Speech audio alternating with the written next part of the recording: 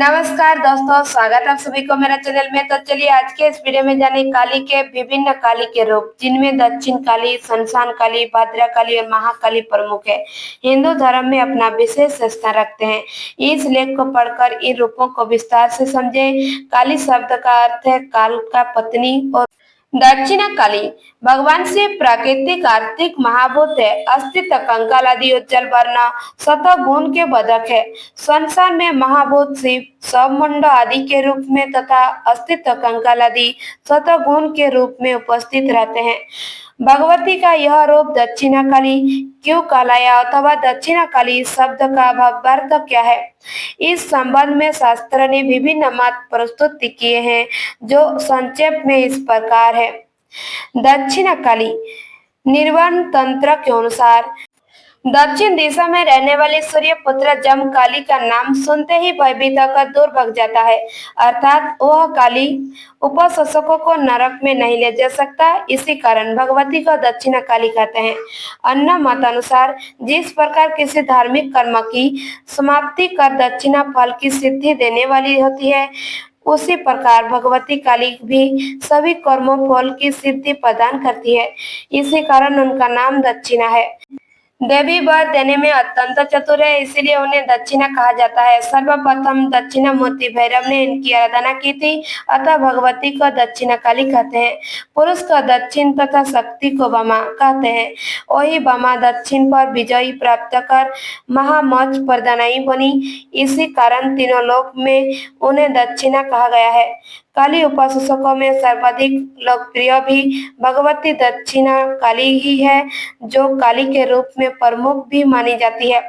दक्षिणा काली के रूप गुहा काली, भद्रा काली, शमशान काली तथा महाकाली ये चार काली के रूप भी प्रकारांतर से भगवती दक्षिणा काली के ही है तथा इनके मंत्र का जाप, न्यास, पूजन, ध्यान आदि भी प्राय भगवती दक्षिणा काली के ही भांति किया जाता है। दक्षिणा काली के अनेक मंत्र है। यदि श्रद्धा भक्ति पूर्वक भगवती के मंत्र का साधन किया जाए तो साधक को चतुर्वर्ग की प्राप्ति होती है। अंत में भगवती का संयुक्त भी प्राप्त होता है। बाराही तंत्र के अनुसार केवल दक्षिणा काली के महामंत्रों के ज्ञान से साधक जीवन में ही परम ज्ञान को प्राप्त कर लेता है। इन मंत्रों के कोई दोष गुण परिचन की आवश्यकता नहीं होती। वे स्वयं सिद्धि है। जो साधक काली की उपासना करता है वह वास्तव सिद्धि प्राप्त करता है। उसके शत्रु केवल दर्शन से निर्बल हो जाते हैं और राजाओं तक को बस में कर लेता है। अतः वह स्वयं देवी के गुणों में शामिल हो जाता है। दक्षिणा काली के 22 अक्षरों वाले मंत्र के 2 मंत्र द्वार दिए गए हैं। तत्पश्चात षडश न्यास, तत्व न्यास और बीज न्यास का विधान है। दक्षिणा काली की संपूर्ण साधना साधक को द्वितीय तेज सिद्धि और मोक्ष प्रदान करती है। शमशान काली भगवती काली को शमशान काली वासिनी कहा गया है। शमशान का लौकिक अर्थ है जहाँ मृतक प्राणियों के शरीर जलाए जाते हैं, परंतु देवी के निवास स्थल में संबंध में शमशान शब्द का यह अर्थ लागू नहीं होता है। 5 महाभूतों का चिन्ह ब्रह्म में लय होता है। भगवती आद्या काली चिन्ह ब्रह्म स्वरूप है। जिस स्थान पर पंचभूत अर्थात पृथ्वी, जल, वायु, तेज और आकाश लय हो वही शमशान है और वही भगवती का निवास है। शमशान काली भगवान शिव प्राकृतिक अर्थात महाभूत है तथा अस्तित्व कंकाल आदि उज्जवल वर्ण सतगुण के बोध है, अर्थात शमशान में महाभूत शिव सब मुंड आदि के रूप में तथा अस्तित्व कंकाल आदि सतह गुण के रूप में उपस्थित रहते हैं। शिव से जब शक्ति पृथक हो जाती है तो वह सब मात्र रह जाता है, अर्थात जिस प्रकार शिव का अंश स्वरूप जीव शरीर प्राण रूपी शक्ति के हट जाने पर मृत्यु को प्राप्त होकर सब हो जाता है, उसका भौतिक शरीर सब की भांति निर्जीव हो जाता है। उस स्थिति में भगवती आद्या शक्ति उसके अपना आसन बनाती है, अर्थात उस पर अपनी कृपा बरसाती है और उसे स्वयं में सन्निहित कर भौतिक जगत के मुक्ति कर देती है। यही भगवती का आवासन है और इसीलिए सबको भगवती का आसन कल्पित किया गया है।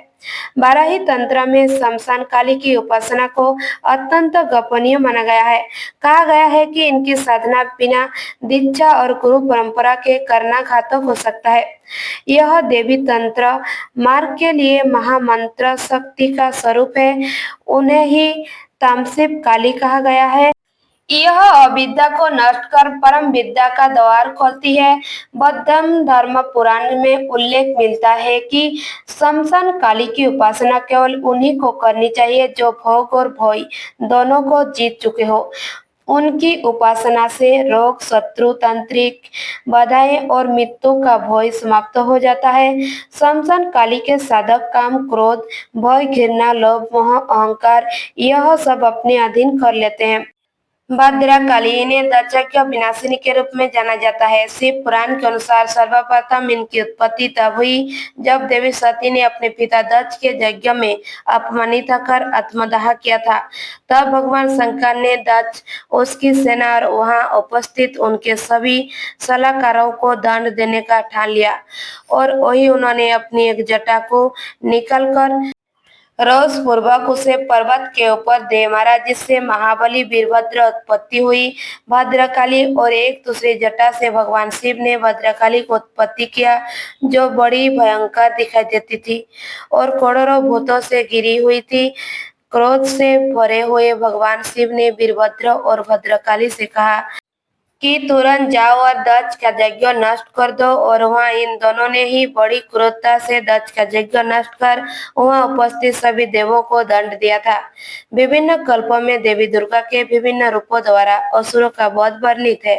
शस्त्र लेहित कल्पों में महिषासुर और दरकासुर का वध भद्रकाली द्वारा किया गया था।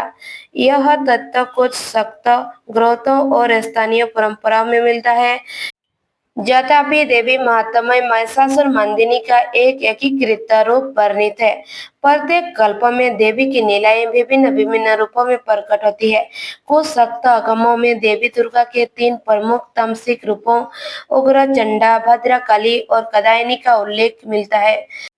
भद्रकाली यहाँ रौद्र और सुरक्षात्मक शक्ति का प्रतिनिधित्व करती है। उग्रचंडा अपनी प्रचंडता और शत्रुओं के नाश के लिए जानी जाती है, जबकि कदायनी सौंदर्य और शक्ति का संबंध है। भद्रकाली इन तीनों में एक विशिष्ट स्थान रखती है, जो भक्तों को भय से मुक्ति और दुष्टों का दमन करने वाली है। माँ भद्रकाली माँ मातंगी की बहन है, जो श्रीकुल परंपरा से संबंधित है। इस प्रकार माँ भद्रकाली भी माँ ललितांबिका का ही एक स्वरूप है। देवी भागवत के अनुसार माँ भद्रकाली मणिद्वीप में देवी के साथ निवास करती है और वे स्वार्थ है। वे अपनी लीलाओं का संकलन करने के लिए उनके माध्यम जैसे भगवान रुद्र की जटा से प्रकटना से अनेक रूप धारण करती है। महाकाली समय और आकाश की सीमाओं से परे है। वे केवल एक सृष्टि नहीं बल्कि असंख्य ब्रह्मांडों की संहारक शक्ति है। उनका स्वरूप केवल एक देवी नहीं बल्कि समस्त सृष्टि का आदि और अंत का रहस्य है। महाकाली देवी महात्म्य के प्रथम अध्याय में महाकाली और विश्व रूपिणी शक्ति रूपा के रूप में वर्णित किया गया है। 10 मुख, 10 भुजाएं और 10 चरणों वाली उनके हर हाथ में विभिन्न देवताओं के आयुध है, जो यह दर्शाते हैं कि सभी देव शक्तियां उन्हीं से उत्पत्ति होती है। एक मुख्य रूप में भी उनकी 10 भुजाओं के साथ ही दर्शाया जाता है। ओ महामाया महाकाली ही थी जिन्होंने भगवान विष्णु की मधु और कटुप का वध करने में सहायता की थी। उससे पहले मधु और कटुप के साथ 5000 वर्ष तक युद्ध करते रहे थे। भगवान विष्णु पर कोई परिणाम नहीं निकला था। एक समय जब महाकाली ने युद्ध में समस्त दैत्यों का संहार कर दिया तो उन्होंने विजय के उत्साह और उमंग में एक उग्र तांडव नृत्य आरंभ किया। उनका यह नृत्य इतना प्रचंड और विकराल था कि तीनों लोगों में कंपन और अस्थिरता उत्पन्न हो गए। देवताओं ने भयभीत होकर भगवान शिव से प्रार्थना की कि वे इस स्थिति को शांत करें, लेकिन देवी किसी की बात सुनने की स्थिति में नहीं थी। तब शिवजी स्वयं एक निर्जीवी सांप के समान रक्त रंजित रणभूमि पर लेट गए। जब देवी का पांव अनजाने में अपने पति शिवजी के बाथ पर पड़ गया तो उन्होंने अचानक भान हुआ कि वे शिवजी को रद रही है। यह समझते ही ललाजा से उनकी जीभ बाहर निकल आई, जो उनके परिशुद्ध रूप का प्रतीक बन गया। धन्यवाद दोस्तों, अगर मेरा चैनल आपको पसंद आए तो प्लीज लाइक सब्सक्राइब जरूर कीजिएगा और मेरा चैनल में आप सभी लोग बने रहिए, ऐसे वीडियो और लेके आएंगे। जय माता रा।